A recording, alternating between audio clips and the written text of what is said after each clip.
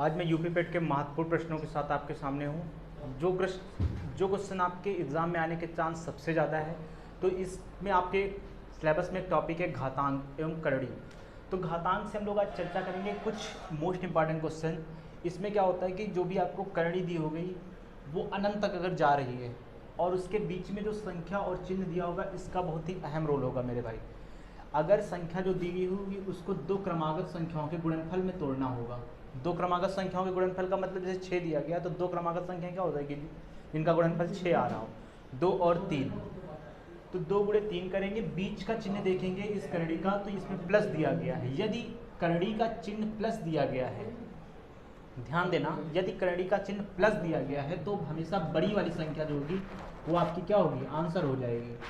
ठीक है, ये बात मेरी समझ पा रहे हो। एक तो करड़ी अनंत तक जा रही हो तो जो भी संख्या दी होगी उसको दो क्रमागत संख्याओं के गुणनफल में तोड़ना होगा, और यदि उनके बीच में प्लस का चिन्ह है तो बड़ी वाली संख्या उसका आंसर हो जाएगा। तो इस वाले क्वेश्चन का आंसर क्या हो जाएगा, 3 हो जाएगा, बड़ी संख्या। अगर यहाँ पे माइनस होता तो छोटी वाली संख्या, क्रमागत संख्याओं में छोटी वाली संख्या जो होगी वो आपकी क्या हो जाएगी, आंसर हो जाएगी। जैसे अगला क्वेश्चन देखते हैं, √12 minus √12 minus √12 dot dot dot infinite तक है। तो इसमें क्या होगा, इसको दो क्रमागत संख्याओं में हम ब्रेक करेंगे तो 3 × 4 हो जाएगा, 3 × 4। इसमें क्या हो जाएगा, 3 × 4 हो जाएगा। अब देखेंगे बीच का चिन्ह क्या है, इसमें माइनस है। मैंने बताया कि माइनस चिन्ह होगा तो क्या होगा, छोटी वाली संख्या आंसर हो जाएगी। तो इसका आंसर हो जाएगा 3। ऊपर वाले का आंसर क्या हो जाएगा, 3, क्योंकि उसमें बड़ा वाली संख्या लेनी थी हमें। ठीक, आगे देखते हैं। जब प्लस होगा तो बड़ी संख्या आंसर होगी, जब माइनस होगा तो छोटी वाली संख्या। लेकिन जब प्लस माइनस ना हो के वहाँ पे बीच में कोई भी साइन ना हो और करड़ी अनंत तक जा रही हो, तब क्या करते हैं, तब ऐसे क्वेश्चनों में डायरेक्ट वही संख्या ही आंसर हो जाती है जो संख्या के प्रश्न में दी होगी। जैसे यहाँ पे होता √10 √10 इनफाइनाइट तक होता मेरे भाई, तो इसका आंसर 10 ही आ जाता ऐसे प्रश्नों में।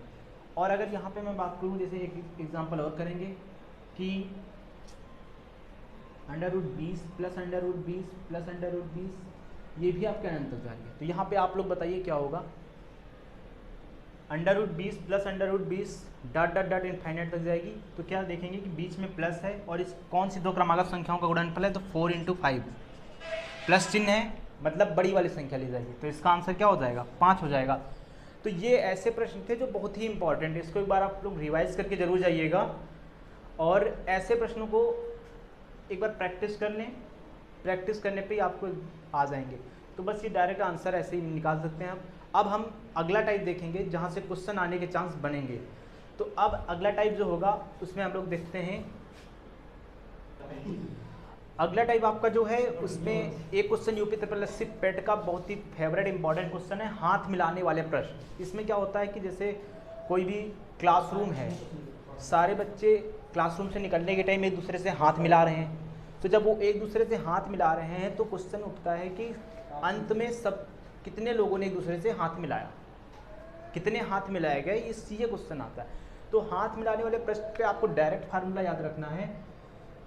हाथ मिलाने, कुल हाथ मिलाने की संख्याओं पूछी जाएगी तो n(n-1/2) होगा। जैसे मैं बोलूँ कि 8 छात्र हैं किसी कक्षा में 8 छात्र हैं, और वो कक्षा समाप्त होने के बाद बाहर जब निकलते हैं तो क्या करते हैं, एक दूसरे से हाथ मिलाते हैं। तो उनके द्वारा कुल मिलाए गए हाथों की संख्या क्या हो जाएगी, तो आप बताओगे n(n-1). 8 छात्र हैं कक्षा में, सबने एक दूसरे से हाथ मिलाया तो n हो जाएगा 8, जो भी संख्या होगी वो n हो जाएगी।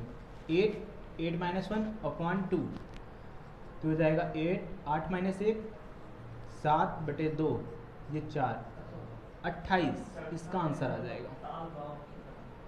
तो ऐसे ही याद रखेंगे कि जब भी हाथ मिलाने वाले प्रश्न आए तो आपको क्या करना होगा, n(n-1/2) ये डायरेक्ट आपको लगाना होगा। और ऐसे क्वेश्चन एग्जाम में बहुत आए हैं, यूपी ट्रिपल एससी का आप लास्ट ईयर देख सकते हैं। तो इसको भी एक बार रिवाइज करके जाइएगा। अगर यहाँ पे होता कि 10 छात्र हैं तो 10 हो जाता, /2 हो जाता, साल कर लेते 5 इंटू यहाँ पे आ जाता 9, 45 आंसर आ जाता। तो ऐसे ही आपको प्रैक्टिस करके जानी होगी। तो इस तरह के क्वेश्चनों को आपको क्या करना है, प्रैक्टिस करके जाना है। ठीक है, समझ में आ रहा है। ठीक है, आगे बढ़ते हैं अगले टाइप की ओर।